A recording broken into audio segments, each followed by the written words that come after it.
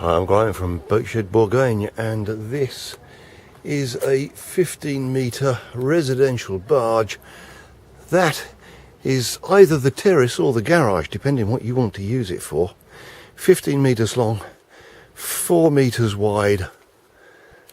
Now, proper bargey bollards, craning positions, a very well thought out boat. This is constructed by Pickwell and Arnold, 2007, to the vendor's own design, and really showing his knowledge of previous liveaboard cruising.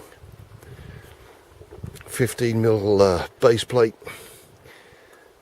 10mm chines, 7mm sides, 5mm top sides. Now there's a bit of storage on here, but you can see a hefty winch. That stuff has all just come out of the fore hatch there,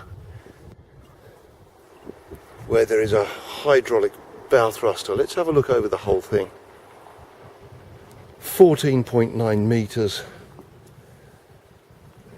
4 metres wide, Gardner 5LW 80 horsepower engine, rumbles along at 500 RPM. This is an absolute joy. A little bit encumbered, as I say. Our vendors liveaboard have done since 2007, but